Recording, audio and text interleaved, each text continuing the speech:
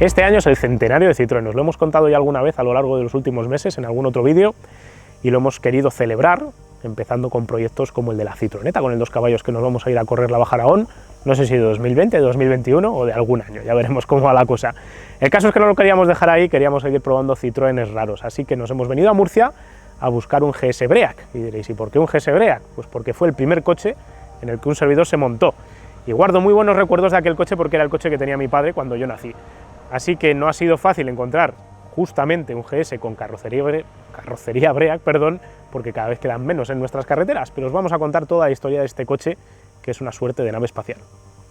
En los años 60 Citroën tenía una gama de extremos. Por un lado tenía el DS, caro, lujoso e impactante, y por otro tenía el humilde y económico y también frugal Citroën 2 caballos que tanto conocemos en nuestro canal. Entre medias, los AMI 6 con base de 2 caballos agrandada o el ID19, que era una variante economizada del DS, intentaban rellenar y completar la gama, pero había espacio para algo más tecnológico creado como compacto. El primer proyecto para crear tal coche se denominaría Proyecto F y se decide estudiar el uso en él de un motor Wankel rotativo para utilizarlo bajo su capó, mezclándolo con una suspensión hidroneumática. El lanzamiento del Renault 16, estéticamente muy similar al Proyecto F, hace que Citroën se lo repiense porque su coche parece una copia y se lo carga. A partir de ahí crea el Proyecto G, que será a la postre el GS de producción. Así las cosas, lo que hizo Citroën fue recapturar las ideas que había tenido en 1956 con el C10, el concepto este de coche burbuja que os he comentado hace un ratito, y de esa manera Robert Opron, que era el diseñador que tenía en la casa la marca de los dos chevrones, cogió y diseñó este aparato de aquí con unas formas tremendamente aerodinámicas que sin duda también estaban inspiradas por un prototipo que Pininfarina había preparado para los ingleses de Robert, pero que bueno, no tenía ninguna conexión concreta más allá de que este coche se parecía demasiado a ese coche inglés como para pasarlo por alto. Mecánicamente se había diseñado este proyecto para contar con un motor rotativo de 2 rotores, el magnífico motor comotor que estaba desarrollando en ese momento Citroën, pero como no iba a llegar a tiempo se decidió crear un motor de 4 cilindros Boxer a partir del diseño del bicilíndrico Boxer de 2 caballos, pero colocándole los árboles de levas en la culata y sacándole un poco más de chicha para mover un coche que de hecho era un poco más grande. Y es que tienes que pensar que en 1970, cuando llegó este coche al mercado, era una máquina rompedora como lo había sido el DS en su momento. Medía 4,1 metros de largo, 1,6 de ancho y 1,35 de alto, que era muy poco. El frontal era afilado, bajo, y aprovechaba también que el motor era muy bajo al ser boxer. La línea lateral huía de ornamentos innecesarios para presentar una caída hacia atrás, y la rueda posterior carenada servía también para mejorar la aerodinámica, con un corte ciertamente de diseño Bertone. El techo en las versiones berlina está definido por un arco con una trasera muy tendida y una cola truncada, mientras que en los Break, como el modelo que nos acompaña hoy, extendía su zona plana para sacar más provecho al espacio interior. Por detrás las berlinas no contaban con portón de carga, porque Pierre Bercot, CEO de Citroën en el momento, consideraban que el portón era muy utilitario. En el Break eso ya no era un problema. En ambos casos el maletero era enorme, con una boca de carga muy baja, ya que hasta el propio paragolpe se abría con el portón, pero su formato hacía que cargar no fuera del todo fácil porque no se movía la bandeja como se mueven los coches actuales. El bastidor era un monocasco de acero que pesaba algo así, el coche completo, unos 900 kilos, pero lo más importante de este coche era la suspensión. Delante llevábamos una suspensión de doble triángulo superpuesto, maravilla de la técnica en aquel momento, y detrás llevábamos brazos tirados, independientemente controlados también por un sistema hidráulico que ahora os voy a explicar. Y es que este coche es de esos coches de Citroën que llevan la suspensión hidroneumática que les permiten cambiar la altura libre al suelo y trabajar de manera distinta a lo que se suele trabajar en los coches convencionales. No lleva muelles, lo que lleva es un cilindro lleno de líquido y un pistón dentro que va conectado a la rueda. Cuando la rueda sube, lo que hace es desplazar ese líquido hacia arriba y ese líquido se intenta desplazar en una esferita, que ahora vamos a ver, que va a colocar Diego aquí una imagen encima, y esa esferita dentro tiene una membrana donde tiene por debajo líquido y por encima gas. El gas se puede comprimir, el líquido no. Así que ese líquido empuja la membrana pega contra el gas se comprime y hace el efecto del muelle. Ese muelle se consigue de manera puramente neumática y lo que hace es aislar muy bien las ruedas del suelo, mientras que el sistema hidráulico hace las veces de amortiguador. Pero más allá de todo eso, lo importante no era eso, sino que estaban conectadas todas las ruedas entre sí, de manera que además de controlar que el coche siempre fuera al mismo nivel de altura, los que se conseguía era conectar la rueda delantera izquierda con la delantera derecha y lo mismo en el tren trasero, así como el tren delantero con el tren trasero para evitar cabeceos, balanceos y controlar la dinámica del coche. Este coche tenía una suspensión mucho más avanzada de lo que ningún coche de su época tenía y es hasta avanzada para lo que estamos hoy en día acostumbrados para ver. Este tipo de suspensiones, por ejemplo, lo puede llegar a utilizar un BMW, un Mercedes o un Audi, de los que llevan sus sistemas neumáticos hoy en día. Delante tenemos un sistema de frenos de disco integrados a la salida de la caja de cambios, como habéis visto en la Citroneta, porque usamos justo una caja de cambios de un GS, con las mismas 4 velocidades, y detrás también tenemos discos de freno colocados aquí directamente detrás de las llantas. Es importante recordar que todo el circuito hidráulico que lleva este coche, todo ese líquido hidráulico fabricado específicamente por Citroën, perdón, que era mineral, está a alta presión, es el mismo líquido que se utiliza para trabajar sobre los frenos. De esta manera, cuando pisamos el botón que tiene de freno, porque no es un pedal tradicional, lo que hacemos es decirle al sistema que lo que queremos es parar y en función de cuánto desplacemos ese botón, el sistema manda más presión hidráulica de ese líquido que ya tenemos precomprimido a trabajar sobre los frenos. Además, la cantidad de frenado que llegaba a las ruedas traseras era sola y exclusivamente función de cuántos kilos estaban apretando aquí detrás, porque se medía con la presión hidráulica que teníamos sobre esos cilindros que os he comentado antes. De esta manera se conseguía que este coche parara mucho mejor y de manera mucho más controlada que sus rivales de la época. Debajo del capó delantero, los GS españoles empezaron teniendo un motor de 1220 centímetros cúbicos. Hubo un motor más pequeñito de solo 55 caballos que llegó a otros mercados donde se empezó a vender, pero cuando este coche se empezó a fabricar en Vigo para España, se pasó directamente a esta mecánica. Eran 60 caballos solo, 100 Nm de par. Era un coche con relativa falta de potencia y relativa falta de par, que muchos medios de comunicación en aquel momento se quejaron porque no corría todo lo que aparentaba, pero sí que es cierto que gracias a su cuidadosa aerodinámica, porque era el coche más aerodinámico del mercado en aquel momento, podía sacarle partido a esa potencia y hacer que el coche fuera rápido en velocidad punta, pero también bajo en consumo. Mecánicamente, como os decía hace un ratito, es un motor boxer con 4 cilindros, algo parecido a lo que diríamos hoy en día en un motor de un Subaru, con la caja de cambios prolongada por detrás. Aquí tenemos la rueda de repuesto colocada justo encima de lo que es la caja de cambios. Delante tenemos, como os digo, el motor de 4 cilindros. Es todo aluminio refrigerado por aire, no hay radiador de agua por ninguna esquina. Esto hace que sea un motor especialmente duro y difícil de estropear, porque no se nos pueden fastidiar las juntas de culata ni ninguna de esas piezas que no lleva la bomba de agua, pues como no hay, no se puede estropear tampoco. Lleva un árbol de levas en cabeza de cada uno de estos 2 cilindros, en vez de llevar el árbol de levas en bloque que llevaban los 2 caballos, que también era motor boxer. Y para cambiar la distribución pues hay que hacer correas, que nos lo ha estado comentando hace un momentito Antonio, que es el propietario al que le tenemos que dar las gracias por habernos dejado el coche. Tenemos esferas a los 2 lados de suspensión, que son las que os he comentado antes, que ahora os va a grabar Diego para que las podáis ver, y por lo demás el vano motor, como podéis ver, es la mar de sencillo y sobre todo muy bajito, porque no tenemos que tener el motor hacia arriba y eso hace que el centro de gravedad esté más bajito y el coche pase mejor por las curvas también. A Citroën le costó muchísimo tener el proyecto del motor rotativo de comotor operativo, pero finalmente lo acabó lanzando al mercado tras presentarlo en 1973. Un coche claramente más potente, conocido como birrotor, a tenor de su condición de 2 rotores con 107 caballos, prácticamente el doble de lo que tenía el GS básico. Desgraciadamente para Citroën el lanzamiento coincidiría con la crisis del petróleo, lo que unido a los problemas de juventud de su técnica, con numerosos fallos de fiabilidad y falta de durabilidad, condenarían el proyecto, metiendo además a Citroën en una grave crisis económica de la que no podría ya salir, acabando en manos de Peugeot. De esto podríamos hablar largo y tendido en otra ocasión, pero sin duda el larguísimo periodo de gestación del GS y su motor rotativo fueron claves para matar a la casa madre, que estaba en aquellos momentos en manos de Michelin con un acuerdo estratégico con Fiat que no saldría adelante. Más allá del birrotor, el GS recibiría una versión prestacional en forma del X2 primero y luego del X3 con potencias sobre los 64 y 65 caballos, insuficientes en cualquier caso para insuflar deportividad auténtica, pero al menos acompañadas de colores llamativos para tratar de cautivar a más clientela y sobre todo más clientela joven. Pero vamos a dejar de hablar de técnica y vamos a hablar ahora del interior, del fastuoso interior. Si pensáis en un coche de los años 70, jamás os podríais imaginar que esto ha salido de aquella misma época, donde teníamos salpicaderos de plástico súper cuadrados y súper modulares. Citroën aquí echó el resto y tenemos un cuadro de instrumentos que parece sacado de un avión,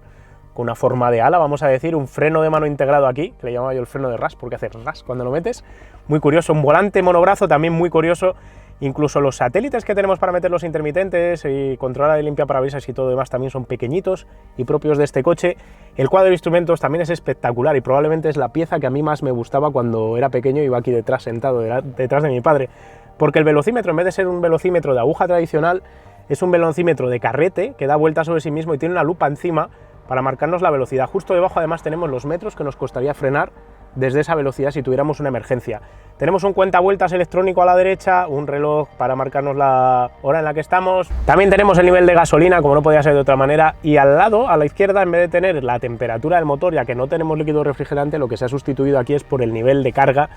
de la batería. Y aquí en medio, entre los dos asientos, tenemos la palanca de cambios que trabaja sobre la caja de cambios de 4 velocidades, la misma de la Citroeneta, recordarlo. Trabajamos prácticamente directamente sobre el propio engranaje de la caja en lugar de andar con 28.000 reenvíos, y eso se nota positivamente. Entre los dos asientos también tenemos la radio, que no está aquí en el salpicadero, y luego tenemos la palanca más peculiar de los coches de esta época que podamos encontrar, y es la de la regulación de la altura de la suspensión hidroneumática de Citroën. Tenemos una posición que es la natural, la que tiene el vehículo en condiciones normales, y luego tenemos dos alturas extra que nos permiten sortear zonas complicadas o incluso hacer un poco de todoterreno a los SUV. Probablemente este coche iría mejor en camino que cualquiera de los SUVs que probamos en la mega comparativa del año pasado. En las plazas traseras había espacio de sobra para la época, pero yo recordaba este sitio bastante más grande de lo que me he encontrado ahora cuando me he metido y me he dado cuenta de que pegaba con las rodillas en el respaldo del conductor. Había además, entre las dos plazas traseras en las versiones Club, en las más equipadas, un reposabrazos para viajar más tranquilamente. Bueno, Citroën GS Break, un coche en el que he pasado yo muchísimas horas, muchísimos kilómetros, pero del que no me acuerdo prácticamente de nada, y al final es la primera vez que conduzco uno, porque cuando has ido en el coche de tu padre pues no vas conduciendo tú, así que es mi primera experiencia con el coche con el que me llevaba mi papá de viaje. Y la primera experiencia pues me llama la atención porque no se nota un coche viejo. El tacto de los mandos, el tacto del acelerador y el tacto sobre todo de la suspensión, que parece que voy flotando por la carretera, es exactamente lo que esperaba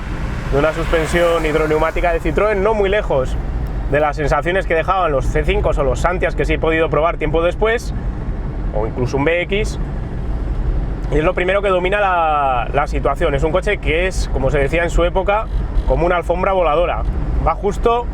por donde le dices que vaya, va flotando, no se notan los baches, apenas balancea en las curvas, metes el volante y no balancea, va simplemente a donde le dices. Parece mucho más moderno de lo que es, y si lo tengo que comparar con sus coches de época, pues claramente es un coche mucho más resuelto. Donde peca, y donde se decía en su época que pecaba, y sigo pudiendo decir que peca, es en el motor y no por la respuesta arriba, porque es un coche que es rápido, no es para nada lento, de hecho se podría mover en tráfico habitual. Ahora voy a 80 por hora y no ha sido nada difícil alcanzarlo. El tema está en que el par que tiene, los 100 Nm que tiene, pues están bastante arriba en el cuentavueltas y hace que el coche sea un poco perezoso cuando empezamos a acelerar desde parado, o si tuviéramos que afrontar una maniobra de adelantamiento, donde reducir una marcha, como en los coches viejos, pues va a ser prácticamente obligatorio e ineludible.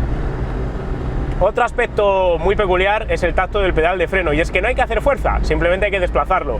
Tenemos una palanca de freno tradicional que empuja ese botón que tenían los DS, y lo que hace es frenar el coche más cuanto más movamos el pie, y hay que acostumbrarse a ello porque la presión más o menos siempre es la misma. Parece que el pedal va un poquito durete, pero no hay que hacer un esfuerzo sobrehumano para parar el coche fuerte, así que hay que tener cuidado, porque si estamos acostumbrados a los coches clásicos y clavamos el freno de golpe, lo que vamos a hacer es clavar los frenos prácticamente también de golpe, y vamos a parar el coche mucho más de lo que queremos pararlo.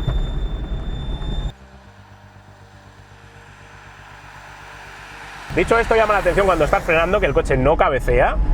y cuando acelera tampoco se asienta de manera exagerada en el tren trasero, y parece difícil llegar a bloquear las ruedas en frenada. Decían en su época que no tenía ABS, porque no existía el ABS en aquel momento, pero que era un coche que era prácticamente imposible hacer bloquear las ruedas. No es un coche deportivo para nada, ocurre un poco como con el SD1 que probamos la temporada pasada, que él os decía que era un muscle car a la británica porque tenía un motor V8 americano montado en una carrocería inglesa, y que aquello era un coche de músculo. Pues aquí tenemos un coche muy francés. Si os gustan los coches franceses, Si os gustan los coches cómodos, con un diseño muy peculiar, muy suyo, con mucha personalidad, este es un coche justo alineado a ese centro de la cuestión. Es un coche que desde el kilómetro 1 lo notáis francés, y es un coche que a mí me gustaría tener para irme con la familia tranquilamente a disfrutar de concentraciones de clásicos y hacer kilometradas tranquilo y relajado, porque es un coche ultra cómodo, muy tranquilo y hasta diría que ciertamente algo silencioso. El sonido del motor es totalmente boxer, recuerda vagamente al sonido de un Porsche o de dos Dian 6 o dos caballos funcionando al mismo tiempo, pero también le da ese toque de personalidad.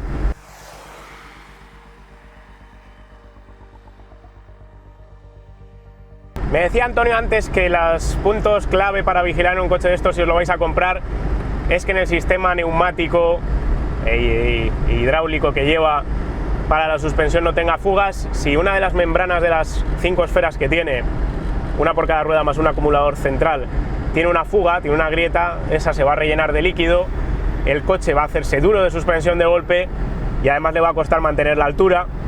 Y eso es una razón para no comprarlo si no tienes ganas de liarte a cambiar una esfera. Cambiar una esfera de suspensión de estos coches, se decía antes que era muy complicado, no es tan difícil. Es un coche que con un mantenimiento adecuado aguanta la tira, el motor es indestructible totalmente, la caja de cambios también, y a nivel de chasis, como cualquier coche viejo, tenéis que vigilar óxidos, alineaciones, que no haya tenido golpes fuertes, pero por lo demás es un clásico agradecido de tener y con el que, si os gusta la llave inglesa y os animáis, pues podéis aprender mucho. Y además disfrutar de la experiencia de tener un cacharro de estos, andar a toquitearlo y acudir a concentraciones. Está claro además que tiene un punto positivo, que es el de la cotización. No es un coche excesivamente caro, os lo podéis comprar en buen estado por alrededor de 2.500, 3.000 euros. Si no apuntáis al break, por menos de 3.000 lo vais a tener. Si apuntáis al break, como es mi caso, porque es el coche fetiche de casa de mis padres, pues entonces tenéis que arrimar un poquito más de dinero, igual llegar a los 4.000 para encontrar una unidad en perfecto estado de funcionamiento. Si la cogéis un poco más pegada, tampoco va a haber mucho problema, porque no es un coche complicado de arreglar, sinceramente.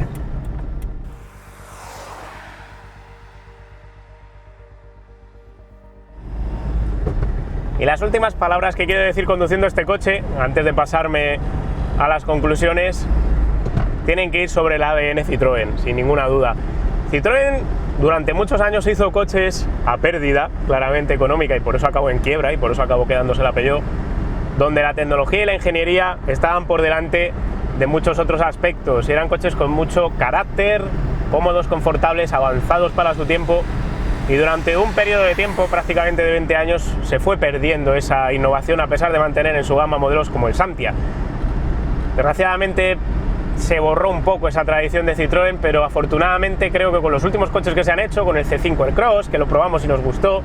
parece que se está recuperando un poco la conexión con estos coches raros y franceses. Está claro que hoy por hoy no es tan innovador un C5 Aircross como era este GS en el segmento C en su época, que era totalmente rompedor, pero me parece digno de elogiar que PSA esté centrándose en recuperar un poco de la esencia de este coche. Yo lo único que quiero pedir a la gente de PSA es que sea más Citroën con la marca Citroën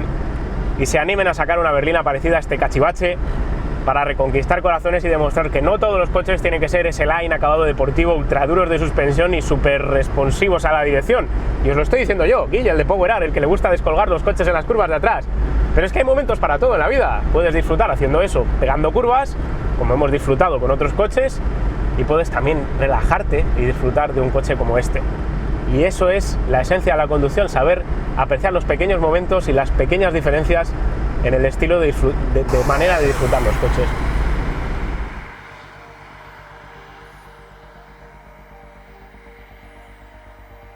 Bueno, pues esta ha sido la experiencia con el Citroën GS, un coche que tiene una suspensión más cómoda,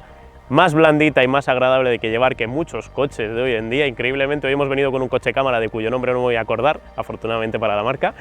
y es un coche que era más incómodo en esta misma carretera que un GS de hace 30 años, lo que me parece espectacular. Y Citroën en aquel momento lo hacía muy bien. Me han llamado también la atención otros detalles, pues por ejemplo el salpicadero blando, el tacto de los materiales, que después de casi 40 años, de 4 décadas, habiendo aparcado el coche al sol y de todo, siguen estando prácticamente como el primer día, lo que me parece digno también de aplaudir. Para mí es una sensación única y extraña. Cuando me he sentado en el asiento de atrás he tenido ahí un flashback, he recordado mis años de pequeñito, de cuando me montaba ahí detrás y me parecía que el coche era enorme. Ha resultado que era un poco más pequeñito de lo que mi memoria me decía, pero en cualquier caso conducirlo ha sido exactamente la experiencia que me contaban mi padre y mi madre, que era conducir este coche, que era como una alfombra mágica que corría mucho. Y es que aunque solo tiene 60 caballos, nos ha llamado la atención que realmente es un coche que gana velocidad y sobre todo que la mantiene, y además no tiene ruidos aerodinámicos y no parece un coche del pasado, sino que es un coche que si os lo compráis como clásico realmente podéis jugar con él en condiciones de tráfico real. Así que lo que tengo que hacer ahora es darle las gracias a Antonio, que ha rehusado a salir en el vídeo. Gracias, Antonio, por dejarnos el coche,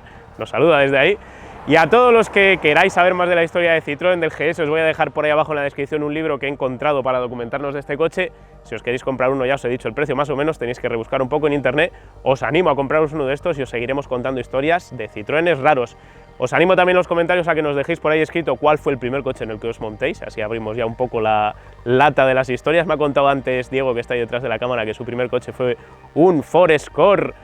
de guía, de acabado guía, no era un turbo, qué pena. Venga, estaré deseoso de leer lo que me comentáis debajo, darle un me gusta si os ha gustado el vídeo, suscribiros, darle a la campanita y todas esas cosas. Cuidaros, un saludo.